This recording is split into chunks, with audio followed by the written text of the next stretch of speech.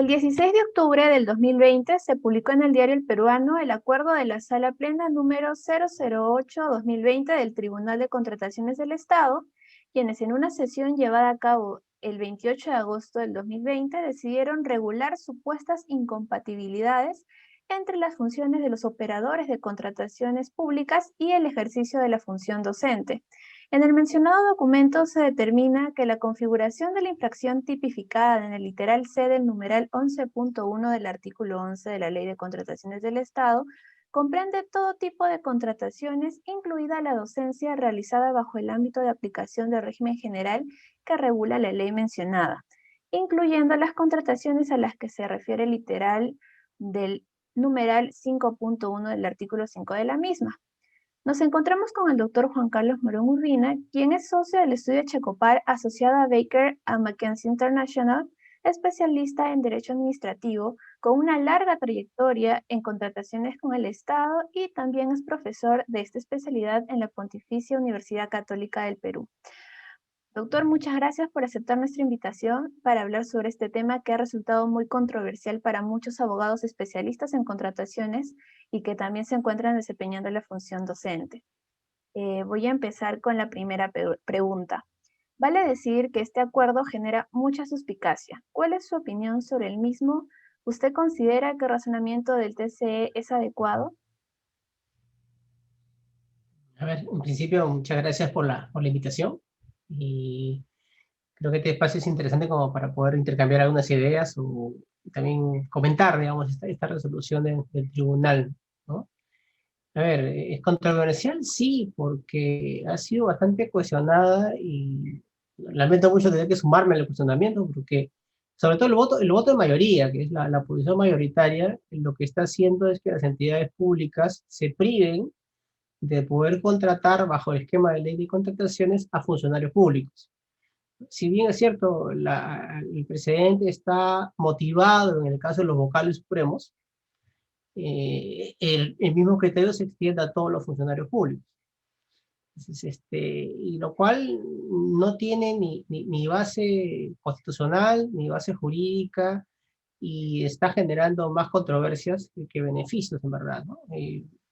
Podemos verlo de diversas perspectivas, pero en todas no hay ninguna perspectiva que pueda justificar este precedente o este criterio mayoritario que algunos vocales han tomado, ¿no? Sí, probablemente podemos entrar más a detalle a continuación, pero como primera impresión es eso, es injustificable.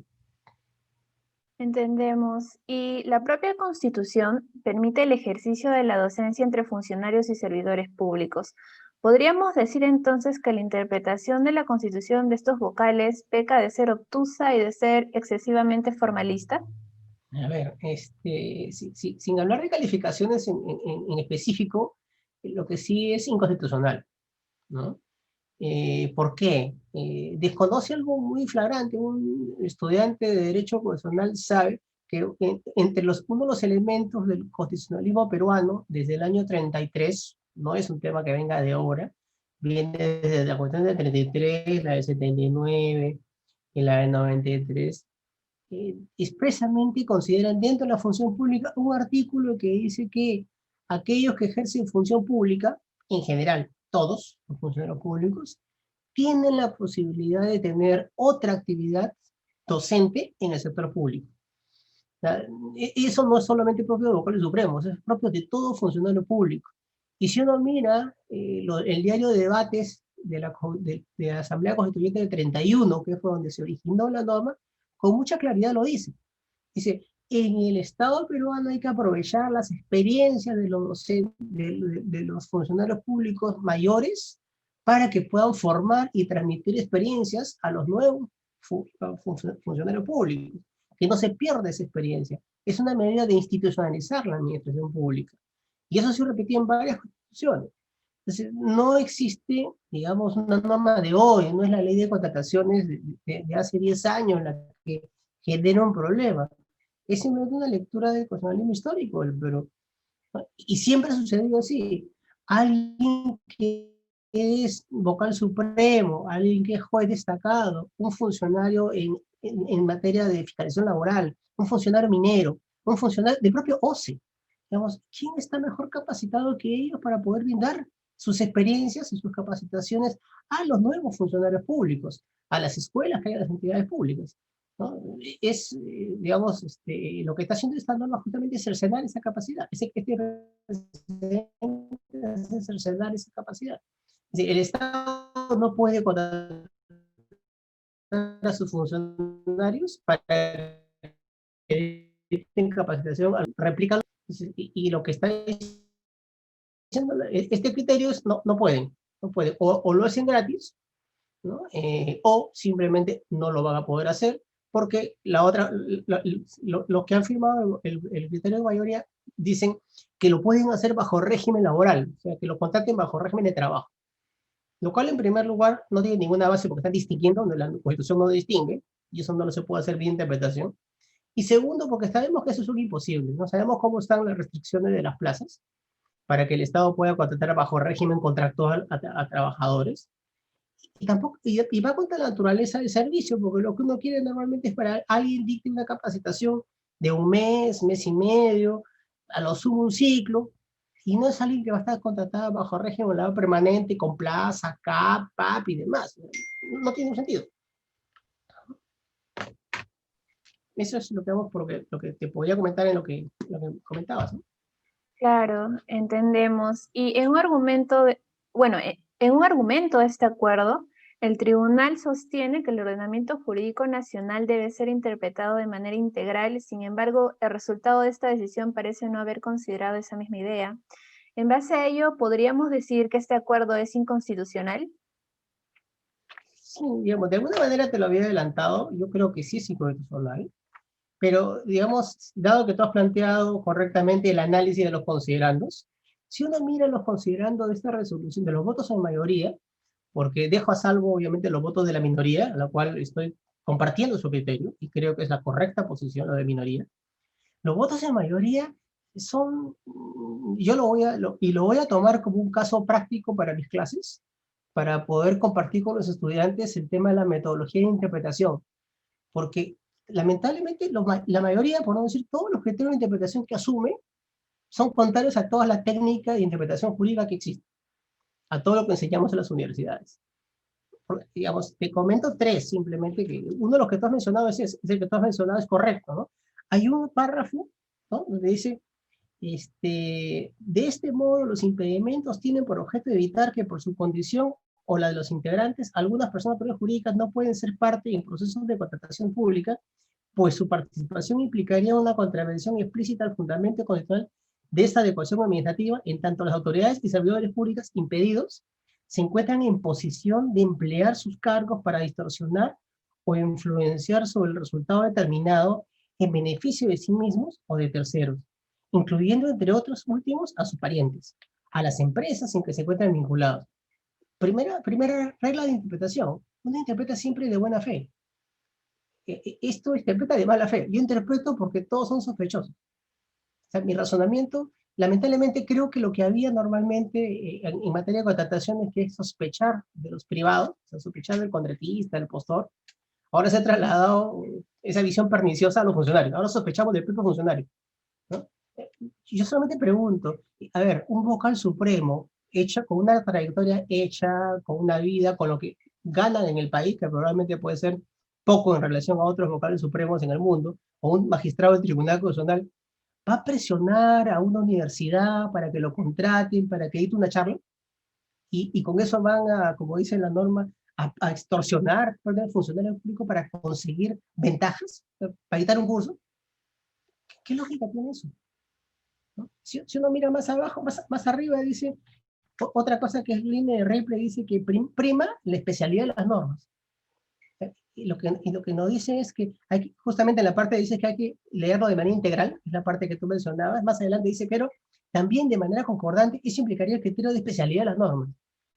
¿Y a qué se refieren? La ley de contrataciones es ley especial versus la Constitución. Segundo principio básico de interpretación: jerarquía. Uno no puede interpretar la norma desde la ley hacia la Constitución. Hay que interpretar desde la Constitución a la ley. Si hay que verlo de manera integral, se ve por jerarquía y después por competencia. Y eso, la verdad, y así podemos seguir varias planificación o planteamiento de esta resolución, que son reglas de interpretación, digamos, al contrario de lo que solemos decir, enseñar en las universidades, ¿no? Por eso que el tema que tú has planteado es interesante, pero hay más de lo mismo, ¿no? Claro. Entonces, que solo mediante una aplicación del control difuso a la Ley de Contrataciones del Estado se podría remediar esta situación en la que esta ley no regula explícitamente la excepción de docencia en contrataciones a funcionarios públicos. A ver, ahí justamente te agradezco la pregunta porque es otro caso, digamos, interesante para enseñar a los alumnos. Cuando la Constitución dispone algo, además sabemos que es una norma política, de pauta, el sistema jurídico no tiene que estar repitiendo la norma constitucional o creando excepciones de lo que dice la Constitución. La Constitución establece una regla y las leyes se adecúan a ella. Y sabemos desde Kelsen que las normas se interpretan conforme a la Constitución. Entonces, no es como aquí se dijo que hay que esperar que la ley de contrataciones tenga la excepción de la Constitución para decir que están exceptuados. Esto simplemente es un tema de interpretación. Interpreto que la norma de contrataciones tiene una regla perfecta. Si tenemos una excepción en la Constitución, esa excepción se aplica directamente. Y no es que tengamos que inaplicar la ley. Lo que tenemos que hacer es interpretarla conforme a la Constitución. Tema básico de Constitucional 1. Es interpretación conforme a la Constitución. ¿Y que el resultado cuál es? Una interpretación correctiva. Entonces, interpretamos y corregimos el texto en la interpretación. Hay una excepción que el legislador congresal no la consideró explícitamente, pero no porque la niegue, porque no la puede negar, sino que está en la Constitución. Entonces hay que interpretar, como se dijo, de manera integral. Y eso no está en la ley. Además, se interpreta desde el criterio de jerarquía, desde la ley hasta desde la Constitución a la ley, no al revés. Entonces, por eso te digo, no creo que para nada es un tema de control difuso. Este es un tema simplemente de interpretar conforme a la Constitución las leyes. Claro, entonces, teniendo en cuenta todo lo que nos ha mencionado, serán muy negativos los efectos en la docencia universitaria. ¿Cuántos colegas o amigos suyos se verán afectados por este acuerdo? A ver, no he conversado con algún colega que esté afectado por el acuerdo, en verdad, hasta ahora. He conversado con algunos vocales supremos que, digamos, ciertamente lo que están pensando es, obviamente, en cumplimiento del acuerdo no dictar, lo cual no sé cuál va a ser el efecto, va a ser con la academia en la magistratura, con los eventos que se hacían de actualización para jueces. Y lo curioso es que ahora, si hablamos del tema de conflicto de intereses, digamos, yo no me imagino en los zapatos de quienes van a tener que armar curso para jueces, porque de un lado, no van a poder tomar a los jueces experimentados para capacitar por esa norma, salvo que lo hagan gratis, ¿ya? Por un lado, pero tampoco van a poder tomar a los abogados del sector privado para que capaciten, porque también se suele decir que los abogados del sector privado tienen intereses en conflicto. Entonces, ¿cómo van a preparar a los jueces? ¿De dónde van a obtener el material profesor del extranjero? Ahora que probablemente estamos en trabajo virtual, podrán capacitarse con profesores del extranjero que no explican derecho peruano. O sea, van a tener una limitación importante. Entonces, ciertamente es una interpretación que no tiene, además, si uno mira, además desde lo que uno enseña en la universidad, la interpretación tiene que tener una finalidad y un propósito para algo. Si uno interpreta algo y lleva a un absurdo, la interpretación al absurdo no es un método de interpretación. O sea, si lo que está haciendo el Estado es cercenarse una posibilidad de capacitarse, no tiene sentido. O sea, ni siquiera es medir los resultados de la interpretación que se toma. Claro, entonces, bueno, ya que la norma ya está dictada, ¿qué medidas se deberían tomar entonces para evitar que los efectos de este acuerdo se sigan aplicando? A ver, yo diría, en principio, hay una posibilidad que este acuerdo surgió como dice el propio texto del acuerdo, surgió por discrepancia que habían entre los vocales del Tribunal de Contrataciones, ¿no? A los cuales, en principio, como personas y como sujetos profesionales, los respeto. Y además, soy un defensor del Tribunal de Contrataciones como institución, ¿no? Pero, ¿qué camino queda? A ver, por lo menos yo conozco un caso anterior de un vocal supremo que fue sancionado bajo este mismo criterio. Es un vocal supremo de apellido Vinatea, que es público, pues la resolución fue conocida, se difundió. y fue sancionado, y él ya llevó el tema contencioso administrativo. Es probablemente interesante hacer un seguimiento a ese proceso, a ver cómo acaba, porque finalmente, a ver si ese criterio que se sostuvo en esa resolución es sostenible en el tiempo y el Poder Judicial, vía control contencioso administrativo, lo aval. Porque de hecho, si el contencioso administrativo desestima ese criterio, este precedente sería ilegal. O sea, ya no solo inconstitucional, sino sería ilegal porque está sustentando algo contrario a lo que el Poder Judicial le ha definido. El otro camino más autocompositivo sería que el propio tribunal integrantes tomen en el futuro alguna otra decisión, porque finalmente, si se da cuenta uno, esta votación ha sido por mayoría y una mayoría muy ajustada, ¿no? 6-5. ¿No? Entonces, dicho tema, también es un tema a considerar y a conversar si vale la pena hacer precedentes vinculantes cuando hay votaciones tan divididas. Normalmente uno busca un precedente vinculante cuando hay que consolidar una tesis, cuando ya está una posición muy madura y busca definirla como prácticamente como una norma. Uno sabe que un precedente vinculante tiene bastante de normativo, ¿no? Ya no es una resolución individual, sino es una fuente de derecho más, donde la autoridad lo genera para uniformizar hacia el exterior, para que los operadores del derecho tengan una información, digamos, consolidada y puedan generarse de mejor manera su comportamiento. Pero en una posición tan ajustada, 6-5, probablemente lo más recomendable no hubiese sido hacer un precedente vinculante, porque más parecería una forma de la mayoría del tribunal sobre la minoría para obligarla a respetar su criterio, que esa no es la forma. El precedente no es un mecanismo para ajustar cuentas al interior de un tribunal, sino es más bien para generar fuentes de derecho hacia los operadores, cuando el tribunal tiene una posición consolidada. Claro, entonces, doctor, ¿tiene algunas palabras para concluir sobre este tema? Yo creo que diría que el Tribunal de Contrataciones tiene bastante labor que hacer. Probablemente debería tratar de regresar a sus cauces. No olvidamos que el Tribunal de Contrataciones originalmente y está llamado a ser un tribunal más bien de resolver discrepancias de buena pro de licitaciones públicas y no convertirse en un tribunal sancionador, un tribunal represivo, ¿no? Pareciera que más bien por la tendencia que ha habido de las normas de quitarle competencia al tribunal para no ver impugnaciones, lo ha derivado a ser un tribunal punitivo, represivo, policiaco, ¿no? Y eso es lo que el tribunal no debería dejar, más bien debería probablemente defender más su fuero, es decir, reclamar la competencia que le corresponde sobre buenas pros, porque ya sabemos que en la contratación pública las apelaciones ante la propia entidad son inútiles, son ineficientes. Entonces, y todos los postores tienen derecho a acceder a una autoridad independiente que revisen las contrataciones públicas. Finalmente, es un plano anticorrupción, porque finalmente también aquí se menciona el tema de anticorrupción.